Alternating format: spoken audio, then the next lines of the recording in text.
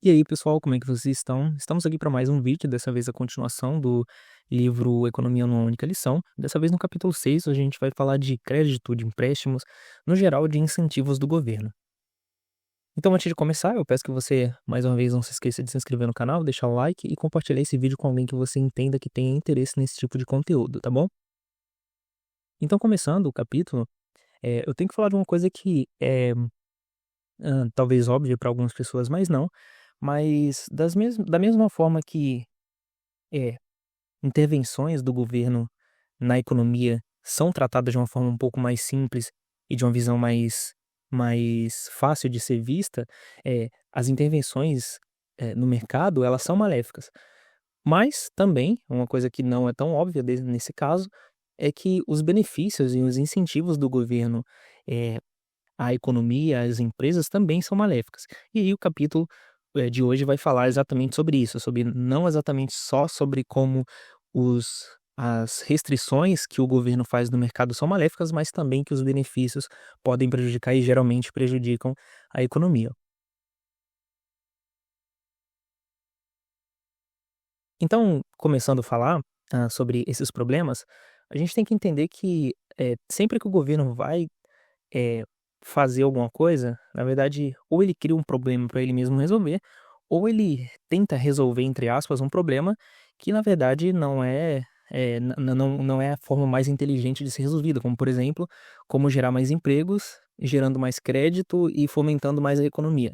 Sendo que para gerar esse crédito você vai ter que ou emitir mais dívida, ou aumentar o gasto público e depois aumentar a taxa de juros, o que vai a longo prazo diminuir os empregos e desincentivar a economia. Então, a maioria das medidas, que o governo toma para resolver um problema, às vezes pode ser que na boa intenção ou não, simplesmente na maldade mesmo, geralmente não resolve o problema. Como por exemplo, como que o governo, eh, diz que, precisa cortar a taxa de juros para resolver um problema, sendo que antes ele mesmo emitiu um monte de dívida, gastou mais do que deveria, na verdade gastou dinheiro, ou imprimiu moeda a rodo e aí desvalorizou totalmente a moeda, né. Então, causou inflação, não exatamente desvalorizou a moeda, né, mas para você entender de uma forma, mais fácil, como que o governo diminui a taxa de juros ou aumenta a taxa de juros para diminuir a o crescimento da economia ou desacelerar a economia se ele mesmo antes não tivesse imprimido montantes enormes de real, né, de moeda, no geral, e causado a desvalorização da moeda ou o que eles chamam de inflação, né.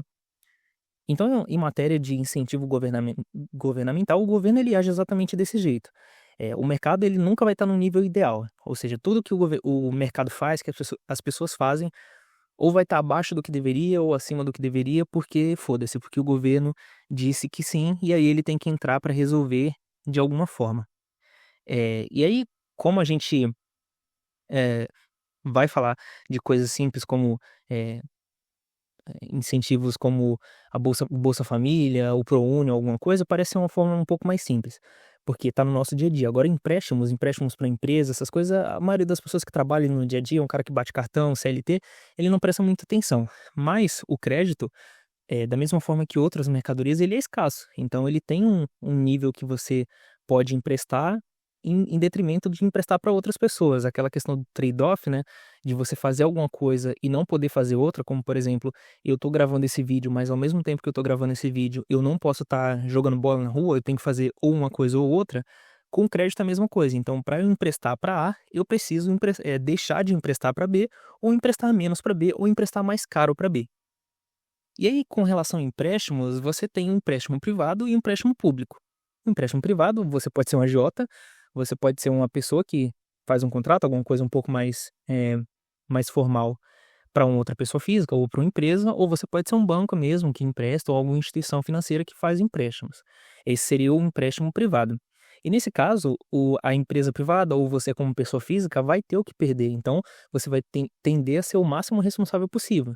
Você vai emprestar para uma pessoa, e vai querer que ela te devolva, porque senão você vai perder na sua pessoa física. Você ou na sua pessoa física ou na sua empresa, mas no final das contas vai ser para a pessoa física que está, recebendo o prolabore ali daquela empresa, né, o dono ou os donos vão se prejudicar de alguma forma. Então eles vão querer ser o máximo, eficientes possíveis para receber esse dinheiro de volta. E aí digamos que, por exemplo, um fazendeiro vai fazer alguma coisa porque ele tem uma boa fazenda, ele tem já os materiais dele, tem a terra, tem as coisas construídas e tem alguns gados, mas ele precisa de um trator, por exemplo, para melhorar a eficiência do plantio dele em um determinado período, em um semestre, em um ano, quem sabe.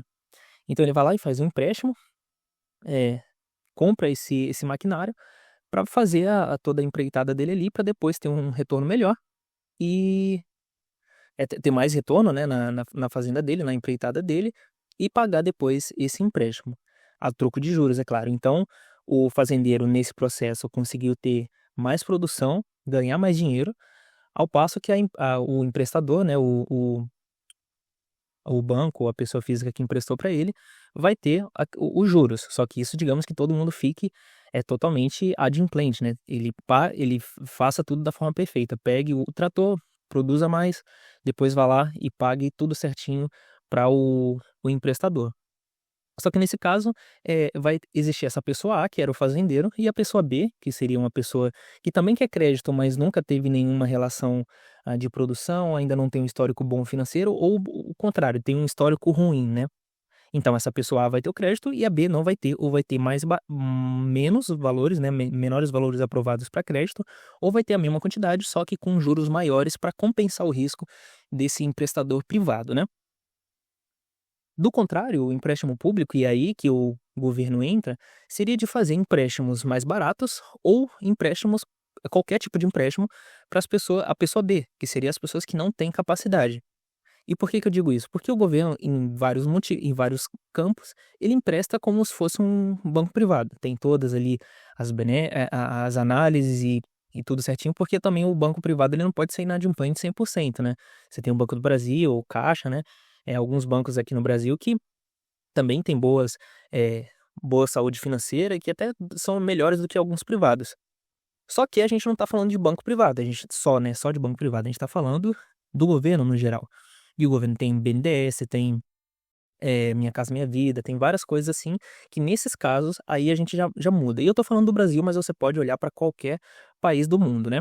E aí nesse caso que entra o governo sendo o bonzinho da história, porque ele diz: o a pessoa B, ela ou vai ter empréstimos mais caros porque ela não tem capacidade, ou ela não vai ter empréstimo nenhum. Então eu, como sou um governo bonzinho, e o mercado não está conseguindo fazer isso porque não vale a pena, eu vou emprestar.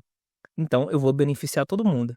Só que nesse caso, o que acontece é que existe, eu não vou explicar a parte técnica toda da economia, que senão vocês vão dormir e esse não é o intuito. O intuito é falar de uma forma mais simples, mas esse empréstimo que o governo faz com juros mais baixos tem que sair de algum lugar, porque não existe almoço grátis. E se ele vai sair de algum lugar, vai sair de quem? O que que o governo faz que não é tirar da iniciativa privada para fazer qualquer coisa? Então, se ele está tomando um default, se ele está emprestando mais barato e tendo prejuízo, na verdade você está tendo prejuízo, a iniciativa privada está tendo prejuízo. Não exatamente o banco que empresta o banco privado, mas toda a sociedade está pagando aquilo ali, seja com juros mais altos, com dólar mais alto, seja com preços mais altos, com mais emissão de moeda, de alguma forma as pessoas estão sendo prejudicadas. Para emprestar e se dizer bonzinho às pessoas que não têm capacidade. Até porque todas as medidas do governo são feitas com a desculpa de que a iniciativa privada não fez. Mas se a iniciativa privada não fez, ou ela é muito burra de não querer ganhar dinheiro com aquilo, ou realmente não vale a pena. E se não vale a pena, o governo faz, e aí toda a sociedade paga no final das contas. Então volta ao primeiro capítulo desse livro que fala que um bom economista, uma boa análise econômica, é aquela que analisa não só no curto prazo, mas também no longo prazo, não só para um grupo determinado de pessoas, mas para toda a economia, ou seja, todos os grupos econômicos. E quando a gente pensa num empréstimo governamental como uma coisa boa, a gente está olhando ou só o curto prazo, ou só um grupo de pessoas. Existem mais coisas que a gente pode analisar, é claro, mas eu quero deixar isso da forma mais simples possível, para que você talvez tenha interesse em pesquisar coisas mais a fundo, ou ir lá no nosso site, e pesquisar um pouco mais, talvez, com os links que tem aqui na descrição. Então, em suma, a gente pode entender que, para o governo conceder empréstimo para qualquer empresa, ele vai precisar necessariamente tirar de outras pessoas, né. E aí a gente vai voltar ao pensamento de que, na melhor das hipóteses, o governo ele não atrapalha, mas é claro que o governo ele nunca consegue ajudar. O que o governo faz basicamente é criar um castelo de areia na praia, mas antes disso ele precisa fazer um buraco. Então, ele criou alguma coisa? É claro que não, né? Eu espero que você tenha gostado. Novamente, eu peço para que você não se esqueça de deixar o like no vídeo, se inscrever no canal e deixar e compartilhar esse conteúdo com alguém que você entenda que tenha interesse nesse tipo de vídeo, tá bom? E por hoje é isso. E tchau, tchau.